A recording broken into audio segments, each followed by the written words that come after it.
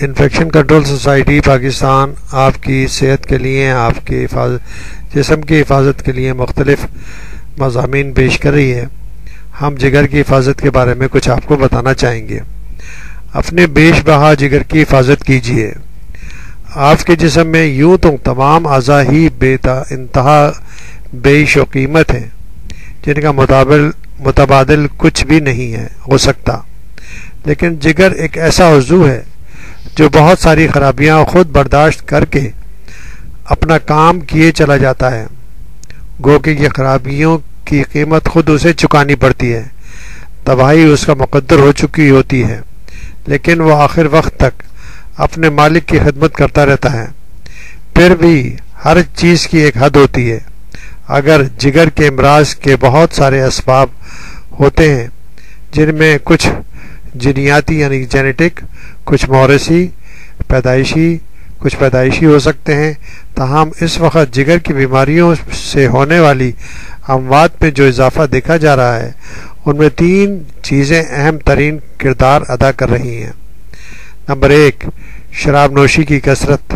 Number 2، hepatitis be اور سی کا پھیلاؤ۔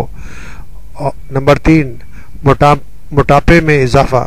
اگرچہ آپ مکمل طور پر امراض جگر کے خطرات کو ختم کرنے کی قدرت نہیں رکھتے، لیکن ایسے آسان اقدامات ضرور کیے جا سکتے ہیں جن سے آپ کا جگر تباہی سے محفوظ رہے۔ جگر میں سوزش۔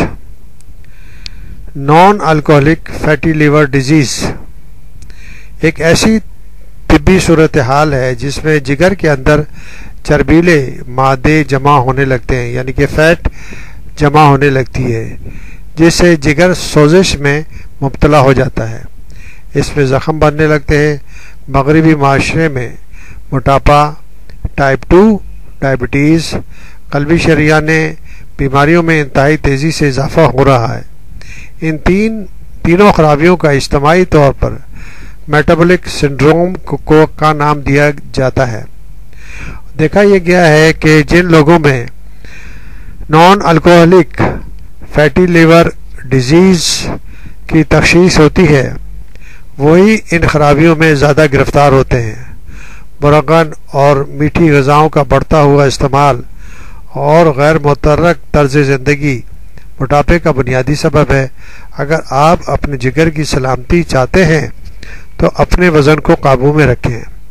ایسی متوازن غذائیں کھائیں جن میں پھلوں اور سبزیوں کی بہتات ہو، اور باقاعدہ ورزش کریں۔ روزانہ 30 منٹس یعنی کہ 30 منٹ کی تیز چہل قدمی بھی ایک اچھی ورزش سمجھی جاتی ہے۔ ہر روز باقاعدگی سے ورزش کرنا non alcoholic fatty liver disease سے بچاؤ اور علاج دونوں میں اہم کردار ادا کرتا ہے۔ اگر آپ کا وزن ضرورت سے زیادہ ہے تو اسے محفوظ طریقے سے کم کرنے کے لیے ڈاکٹر سے مشورے کریں۔ شراب نوشی۔ کچھ عرصے پہلے تک شراب نوشی ہمارے معاشرے میں اتنی عام نہیں ہوئی تھی جتنی اب ہے۔ ملک کے دوسرے بڑے شہروں کی طرح مختلف شہروں میں یعنی کہ کراچی، لاہور اور اس طرح جو بھی بڑے شہر ہیں، مختلف علاقوں میں شراب کی دکانیں سر عام کھل چکی ہیں، جہاں سے اقلیتوں سے زیادہ اکثریتی افراد فیض یاب ہو رہے ہیں، اور موقع پہ موجود پولیس اہلکاروں کے لیے کمائی کا ایک نیا راستہ کھل گیا ہے۔ ہم مسلمان تو شراب کو حرام اور الخبائث سمجھتے ہیں، لیکن اب غیر مسلم بھی اس کے ناقابل تلافی نقصان کو سمجھنے لگے ہیں۔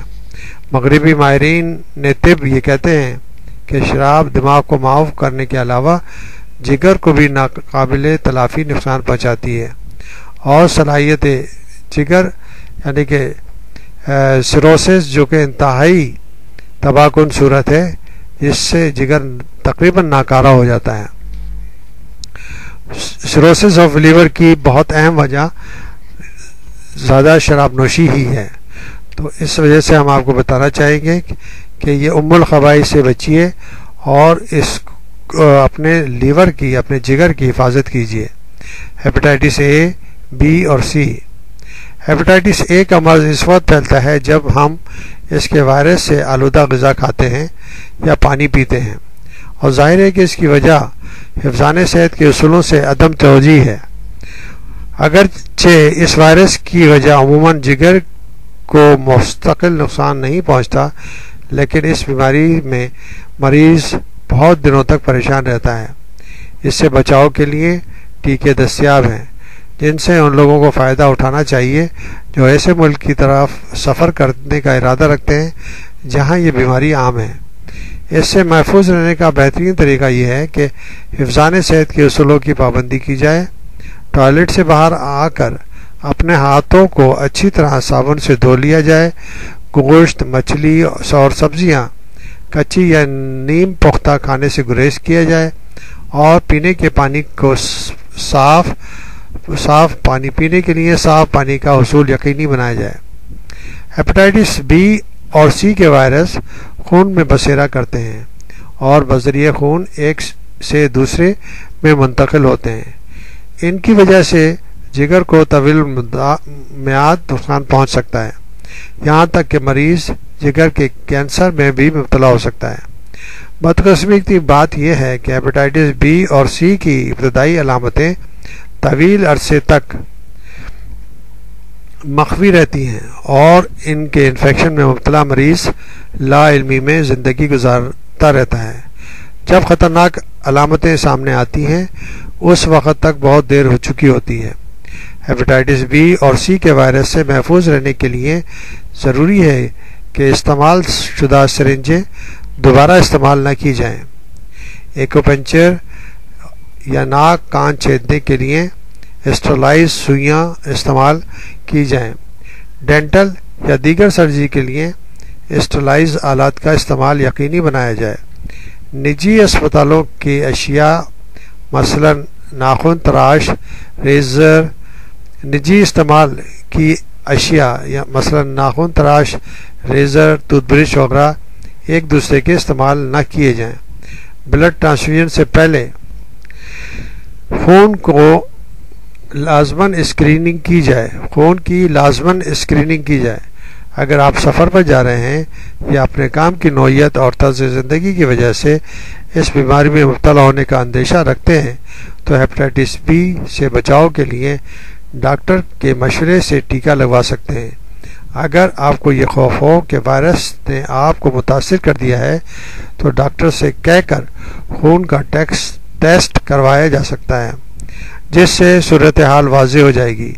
ابتدائی مراحل میں ہیپاٹائٹس بی اور سی کا علاج ممکن ہے، لیکن اگر جگر کو شدید نقصان پہنچ چکا ہے تو پھر اس پر قابو پانا دشوار ہو سکتا ہے۔ اس حوالے سے ہم بتانا چاہیں گے کہ لیور ایک ایسا عضو ہے کہ اگر وہ تباہ ہو جائے یا برباد ہو جائے تو اس کا ازالہ مشکل ہے۔ اس کے لیے صرف اور صرف لیور ٹرانسپلانٹ ہی کیا جاتا ہے۔ لیور ٹرانسپلانٹ کی سہولت ہمارے ملک میں نہیں ہے، جس کی وجہ سے جو بھی افراد جگر کے امراض کا شکار ہو جاتے ہیں تو پھر ان کی زندگی اور ان کی موت بہت جلد واقع ہو جاتی ہے۔ اس وجہ سے اب ہم سب کو بتانا چاہتے ہیں کہ لیور کی حفاظت کیجیے اور اپنی صحت کو، اپنے زندگی کو بہتر اور انفیکشن کنٹرول کے بنیادی اصول اپنا کر اپنی جسم کی حفاظت کیجیے۔